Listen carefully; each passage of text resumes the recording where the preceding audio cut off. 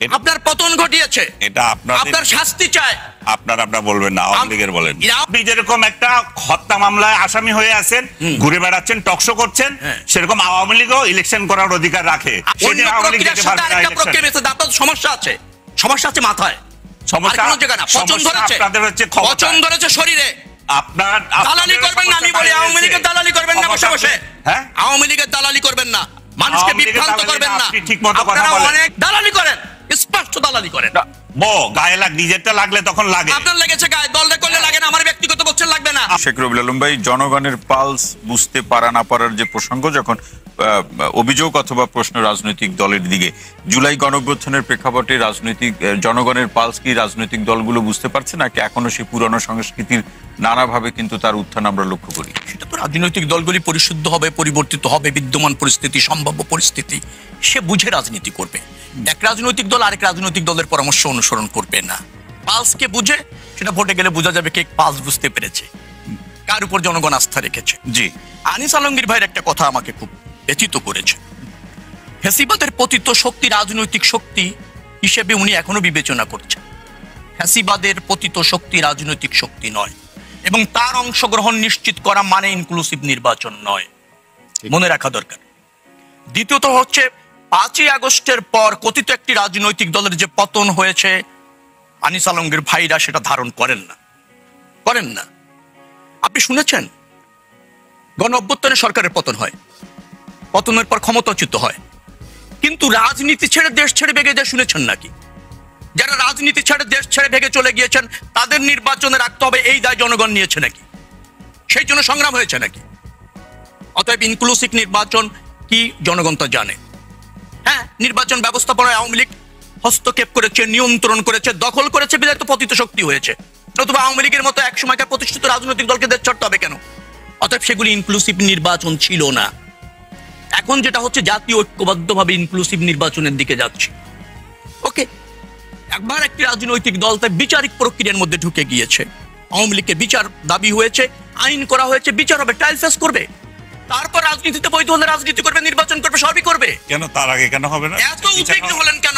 বিচার হওয়ার আগে কিভাবে বিচার হয়ে যাবে? কেন হবে? আপনি তো ভেঙে গেছেন, পালিয়ে গেছেন, আপনার রাজনীতি মানুষ বর্জন করেছে, আপনার পতন ঘটিয়েছে, এটা আপনার শাস্তি চায়, আপনার রাজনীতি নিষিদ্ধ চায়। আপনারা বলবেন না, আওয়ামী লীগের বলেন। আওয়ামী লীগ না, ওই যে আপনার গোত্রদাহ হয়, গায়ে লেগে যায়, মায়া কান্না আসে, তাদের জন্য বলছি। এত সহজে ভাবে নিয়ে না। ওকে, শামীম হায়দার পাটোয়ারির সাথে আমি একমত। আপনি যদি প্রতিযোগিতাপূর্ণ গণতন্ত্র চান, আপনি যদি ধরেন উদার গণতন্ত্র চান, গণতন্ত্র যদি নিজের পক্ষে না আনেন, ওই জায়গাগুলি থাকতে পারলে ভালো হতো, বিশেষ করে সংবিধান সংশোধনের জায়গায়। হ্যাঁ, ফ্যাসিবাদী তো সবসময় দোষর চায়, আবার দোষর পায়ও। আপনি যদি এভাবে বলেন জাতীয় পার্টির সহযোগিতা ছিল বিধায় শেখ হাসিনা দ্রুত ফ্যাসিস্ট হয়েছে, আর নাহলে তার ফ্যাসিস্ট হওয়া তাই দ্রুহ হতো, সেভাবে দেখলে তো বলা যায় জাতীয় পার্টি সহযোগী। কারণ আওয়ামী লীগ ফ্যাসিস্ট হতে সর্বাত্মক ভূমিকা পালন করেছে, সর্বাধিক ভূমিকা পালন করেছে। যুক্তি থাকতে পারে অনেক জায়গায়, কিন্তু আমি বলছি যে মানুষ ঐক্যবদ্ধ হয়েছে দুঃশাসন থেকে মুক্ত পাওয়ার জন্য। সুশাসন প্রতিষ্ঠিত হলে রাজনৈতিক দলগুলির বৃহত্তর সাথে একমত হবে, জাতীয় স্বার্থে একমত হবে, ভিন্ন আদর্শ, ভিন্ন মূলনীতি, ভিন্ন ঘোষণাপত্র নিয়ে রাজনৈতিক প্রতিযোগিতা করবে। সেদিকে আমরা এগোচ্ছি। থাকতে পারবে? জি, সেই সরকার 5 বছর থাকতে পারবে কিনা সেটা জনগণ নির্ধারণ করবে। সরকারের সফলতা নির্ভর করবে সরকার জন আকাঙ্ক্ষা ধারণ করছে কিনা, জনসমৃদ্ধি নিশ্চিত করছে কিনা, জনগণের কাছে দায়বদ্ধ থাকছে কিনা, এবং জনগণ অবাধে তার যোগ্য প্রার্থী নির্বাচিত করতে পারছে কিনা। কেন থাকতে পারবে না? কেন থাকতে পারবে না? হাসিনার পতনের আগে হাসিনা থাকতে পারে নাই, সেই কারণে পারবে না। আমি বুঝিনি আপনার কথা। যেটা ইনক্লুসিভ ইলেকশন করে নাই বলে হাসিনা থাকতে পারে নাই, সেরকম ইনক্লুসিভ ইলেকশন হয় নাই বলে না, আপনি ইনক্লুসিভ নির্বাচন মানে হাসিনার অংশগ্রহণ ভাবছেন, এটাই তো সমস্যা আপনার। হাসিনার না, তাই তো মনে করছে আওয়ামী লীগের কেন, আর কাকে বাধা দিয়েছে? আর কোনো বাধা নয়, জাতীয় পার্টি দিতে পারছে না। কে বলেছে আপনাকে? এখনো পর্যন্ত সেই সিদ্ধান্ত হয়নি। তো আপনি সিদ্ধান্ত, রাজনৈতিক দলগুলির দাবি আছে, আমি আপনাকে বলি রাজনৈতিক দলগুলির দুই একটি রাজনৈতিক দলের দাবি আছে, কে বলেছে পারছে না? কোথায় পেলেন আপনি? কথা বলবেন না, কে বলেছে পারছে না? আপনি আদালতে গিয়েছেন, একজনকে বিচার করবেন, বিচারের আগে ফাঁসি কিভাবে দেন? নির্বাচন করতে পারবেন এই সিদ্ধান্ত হয়েছে। আগে ফাঁসি কিভাবে দেন সেটা বলেন আগে। কাকে বিচারের আগে ফাঁসি কিভাবে দেন? কাকে বিচারের আগে ফাঁসি দিচ্ছে? আওয়ামী লীগকে। কোথায় কে ফাঁসি দিল? ওই আপনি ইলেকশন করতে পারবেন না মানে কি? তো আপনি জানেন রাজনৈতিক দল চলাকালীন election সময় করতে পারবে না। আপনি জানেন একটা রাজনৈতিক দল ট্রায়াল চলাকালীন সময়ে তার রাজনীতি ওপেন রেখে ট্রায়াল হয় নাকি? কেন হবে না? পেয়েছেন এটা? কেন হবে না? আপনি অপরাধ করেছেন। কেন? আপনি অপরাধ করে হ্যাঁ। আপনি ধরেন আইনের আশ্রয় না নিয়ে আইন ফেস না করে বাইরে থাকতে পারেন নাকি? আপনি ব্যক্তিগত আক্রমণ করতে চাই না, আপনাকে আপনার উদাহরণ দিয়ে বলি, আপনি একটা মামলা ফেস করছেন, জি ঠিক আছে? জি। তো এখন কি আপনি জেলে ঢুকে থাকবেন? না, আমি তো জেলে, বা আপনার ফাঁসি হয়ে যাবে? আমি আদালত কর্তৃক জামিন প্রাপ্ত। তো সেই আপনি তো এখনো তো আদালতে যান নাই, আপনি এখনো আদালত ফেস করেন নাই, একই কারণে এখনো ফেস করেন নাই, এখনো ফেস করেন নাই। আপনি যেরকম একটা হত্যা মামলায় আসামি হয়ে আছেন, ঘুরে বেড়াচ্ছেন, টকশো করছেন, সেরকম আওয়ামী লীগও ইলেকশন করার অধিকার রাখে। আপনি যেদিন তার বিচার হয়ে যাবে সেদিন অন্য আওয়ামী লীগ প্রক্রিয়ার যেতে সাথে পারবে না আরেকটা প্রক্রিয়া ইলেকশনে। মেসে, আপনার সমস্যা আছে, সমস্যা আছে মাথায়, সমস্যা আর কোনো জায়গায় না। পচন সমস্যা ধরেছে, আপনাদের হচ্ছে ক্ষমতা। পচন ধরেছে শরীরে। আপনার দালালি করবেন না, আমি বলি আওয়ামী লীগের দালালি করবেন না বসে বসে। হ্যাঁ, আওয়ামী লীগের দালালি করবেন না, মানুষকে আওয়ামী লীগের বিভ্রান্ত দালালি করবেন না। আপনি ঠিকমতো কথা আপনারা বলেন। অনেক বিভ্রান্ত করেন এই আওয়ামী লীগের দালালি কি আছে? আপনারা আওয়ামী লীগের করেন দালালি বিভ্রান্ত কি আছে? করবেন না। কথা বললে দালালি হয়ে যায়। কেন? আমরা শুনবো। ও, এটা আপনি ন্যায্য যখন কথা। ইলেকশন প্রকৃত করবেন না। শক্তির জন্য কান্না পাচ্ছে আপনার কাছে, এটা ন্যায্য কথা। ও জি, ন্যায্য কথা। এটা ন্যায্য কথা। কি ন্যায্য কথা? আপনার দল যখন বাংলাদেশের ইলেকশন ইনক্লুসিভ করতে পারে না নির্বাচনে তখন প্রশ্ন তোলেন, বলেছিলাম ইলেকশন ঠিক হয়নি। আওয়ামী লীগের আমলে বিএনপি অংশ নিতে পারি না, আর এখনকার আওয়ামী লীগ অংশ নিতে পারছেন তো কি? তখনও বলেছি ইলেকশন দুটি এক। বিএনপি যখন আসে নাই তখনও বলেছি এইগুলি করে তো বিভ্রান্ত করেন আপনারা, দালালি করেন, স্পষ্ট দালালি করেন। আপনারা বলেন এটা হলো আপনাদের চরিত্র। আমরা চরিত্র আপনার, দালালি করে আপনাদের চরিত্র। এই দেশকে বিভ্রান্ত করছেন মিডিয়া দেশে আপনি। আমরা শুনবো, এক এক করে আমরা শুনি। আমি এক পক্ষে শেষ করি। আপনি বলুন। এক জায়গায় ছিলেন এরপর আনিসের কথা আমরা শুনবো। দর্শকের প্রশ্ন ছিল, দর্শকের প্রশ্ন ছিল কি, হানা ভোটে কি লাভ? হানা ভোটে দর্শকের লাভ আছে। লাভটা কি? জনগণ সার্বভৌম সংবিধান অনুসারে। কিন্তু মনে রাখা দরকার, জনগণ তার এই সাংবিধানিক ক্ষমতা, মানে তার সার্বভৌম ক্ষমতা সংবিধানের মাধ্যমে প্রয়োগ করে। এখানে সংবিধানের মৌলিক জায়গায় সংস্কার হচ্ছে, তার মানে জনগণ একটা রাষ্ট্র বান্ধব এবং জনবান্ধব সংবিধান পাচ্ছে এই হানা ভোটের মাধ্যমে, যার ফলে হানা ভোটের মধ্যে জনকল্যাণ আছে, রাষ্ট্রের স্বার্থ আছে, এটাই হচ্ছে তার লাভ। আরেকটা কথা বলে রাখা ভালো, জনগণ সবকিছু বুঝবে না, বুঝার জন্য জনগণ জন্মায় নেই। এই জন্য সে সংসদে তার নির্বাচিত প্রতিনিধি পাঠায়, যে বোঝে, একটা যোগ্য প্রার্থী পাঠায়, প্রতিনিধি পাঠায়, সংসদে সে তার প্রতিনিধিত্ব করে। সংসদে যদি প্রতিনিধিত্ব করতে পারত, সংসদে যদি আগে পাশ হতো এই জুলাই সনদ, পরে যদি অধিকতর অনুমোদনের জন্য জনগণের কাছে যেত, জনগণের এত বুঝার প্রয়োজন হতো না।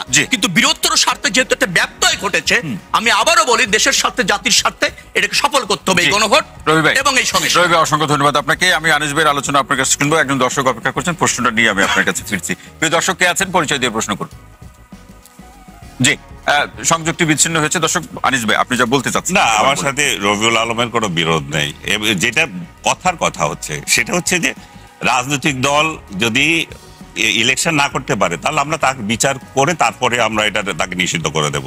কিন্তু বিচারের আগে আমি তো বলতে পারি না, যেটা রবিউলকে আমি তার নিজের ক্ষেত্রে বলছি, উনি ইলেকশন করবেন, ওনার বিরুদ্ধে কিন্তু খুনের মামলা আছে, তো তাহলে কিভাবে উনি করেন? তো এরকম আওয়ামী লীগ বললেন মামলা থাকলেই বিচার, তো মামলা থাকলে আওয়ামী লীগ ঘরে বসে যাবে কেন ভাইয়া?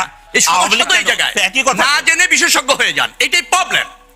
গায়ে নিজেরটা লাগলে তখন লাগে। আপনার লেগেছে গায়ে, দলটা করলে লাগে না, আমার ব্যক্তিগত বলছেন লাগবে না। আমার কেন লাগবে? আপনি একটা দলের চামচামি করেন, সেটা বললেই আপনার লেগে যায়। আপনি ফাঁসি দিয়ে দেন, একটা দলের চামচামি করলেই লেগে যায় আপনার। আমার কি আর আপনি ব্যক্তিগত আক্রমণ কথা বলবেন, আমার লাগবে না। কিন্তু সত্য কথা বলতে হবে, সেটা আপনি বলেন আর কে থাকে আমার এটা দেখার দায়িত্ব না।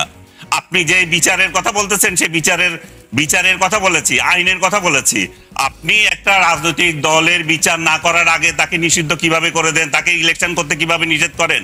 আপনি তাহলে নিজের ক্ষেত্রে কিভাবে ইলেকশন করবেন? আপনি তাহলে কিভাবে টকশো করছেন? আর একই কথা। আমি তো আইনের আশ্রয়ে আছি, প্রক্রিয়া অনুসরণ করছি। ওকে, আপনি ট্রাইলে আছেন, ট্রাইলে থাকাকালীন একটি রাজনৈতিক দল, ফ্যাসিবাদী শক্তি, পালিয়ে যাওয়া শক্তি, রাজনীতি অবৈধ, জনগণ কর্তৃক প্রত্যাখ্যাত। সেটা আপনার বয়ান, আমার বয়ান হবে কেন? এটাই ন্যায্য বয়ান, এবং সেইটা ধারণ করেই অস্থায়ীভাবে নিষেধ করা হয়েছে। আমি করতে পারি? রাজনৈতিক বৈধতা চান? আমি একটা প্রশ্ন, রবি ভাই, রাজনৈতিক বৈধতা চান? রবি আমরা শুনবো। দেশ ছেড়ে পেলে গেছেন, ভাগিয়ে গেছেন, রাজনৈতিক বৈধতা চান? প্লিজ আমরা শুনবো আপনাকে। জি, তারিক ভাই কি প্রশ্ন করতে চান? আমি একটা প্রশ্ন করতে চাই, যে একজন লোক, এখানে আমাদের 6 জনের জন্য ডিনার সার্ভ করা হলো, একজন 3 জনের ডিনার একাই খেয়ে ফেললো। এখন পরবর্তী সময়ে যখন আবার ডিনার সার্ভ করার প্রশ্ন আসবে, যে 3 বার একটা খেয়ে ফেলছে তাকেও কি ডিনার সার্ভ করা হবে? এটা তো আরেক যুক্তি। না না, সহজ আমি কথা। ভাইদা এটা বলতে পারবে, তারা ইলেকশনে অংশ নিচ্ছে, আমি তো এগুলো তো জানি না ভাই। 3 বার আমাদের তিনবার খাইছে, আবার জনগণকে না, আনিস ভাই, আপনার কাছে এই প্রশ্নের আলোকে একটা বলি যে আপনি বিচারের প্রসঙ্গ বলছেন, তাহলে কি আওয়ামী লীগের বিচার না হওয়া পর্যন্ত নির্বাচন হবে না? এটা আওয়ামী লীগ না, যে কোনো দল। আচ্ছা, যে কোনো দলের প্রসঙ্গে বলুন যে ভাই, সেটা কি- আমার বিরুদ্ধে একটা মামলা হয়েছে, আমার বিরুদ্ধে বহু মামলা হয়েছে লেখালেখির কারণে। তা মামলা হয়েছে কি আমি কি জেলে থাকবো সারাদিন? আমার জামিন হবে না? বা আমি কি স্বাভাবিক প্রক্রিয়া সবকিছুতে অংশ নিতে পারবো না? আমি সেটাই বলতেছি, আওয়ামী লীগও যদি অপরাধ করে থাকে, গণহত্যা এবং আরো যত যত হত্যা, আবার বলেন যদি করে থাকে, আবার বলেন করে থাকে, সন্ধিহান, যদি করে থাকে সন্ধিহান। সেটা কি আদালত কায়দা? প্রমাণ হবে। আমি সাংবাদিক হিসাবে এটা বলতে পারি না। আচ্ছা ঠিক আছে। এটা আমি সাংবাদিকতার ভাষায় বলছি, আপনাদের ভাষায় না। আপনারা রাজনীতিবিদ, আপনারা আপনাদের ভাষায় কথা বলেন। তো সেই জায়গায় আপনি যদি প্রমাণ হয় তাহলে সে ইয়ে করতে প্রমাণ তো পারবে। হয়েছে, ফাঁসি হয়েছে, তো প্রমাণ হয়েছে। ভাই, আওয়ামী লীগের তো হয় নাই, পার্সনের হয়েছে। ওইটা হয়েছে, আওয়ামী লীগ শুরু হয়েছে, হবে। খামাখা মানে ঝগড়া লাগাতে চাচ্ছে। না না, ঝগড়া আমি লাগাতে আমার সাথে চাচ্ছি না। ঝগড়া করে লাভ আপনি নাই, আমি সীমা লঙ্ঘন ঝগড়াতে করছেন, পাই না, এই জন্য আমি বলি ঝগড়াতে আপনি কর্মাগত করেন, আজকে না শুধু, এটা আপনার কাজ। এই যে দেখেন পার্সোনাল আক্রমণ করছে। আচ্ছা যাই হোক, তো যেটা বলতেছি সেটা হচ্ছে দল হিসাবে তার বিচার যদি হয় সেক্ষেত্রে সে নিষিদ্ধ হবে, সেটাতে কার আপত্তি থাকবে রে ভাই? সেটা তো কারো কিছু নাই। কিন্তু আপনি বিচার প্রক্রিয়াতে একজনকে সাজা দিয়ে দিতে পারো না, আমার কথা হচ্ছে সেটাই। না, এখন সে আওয়ামী লীগ এটা- হোক আর এই- যেই হোক। না, এই প্রশ্ন আর একটা, এই আলোচনায় একটি প্রশ্ন যে আওয়ামী লীগ তো এটা ফেস করছে না, তারা তো দেশের বাইরে আছে, তাদের মধ্যে থেকে সেটা কেউ শেখ মামলা হাসিনাকে, face এই করছে। কোশ্চেনটা শেখ হাসিনাকে করেন, আমি জানি না।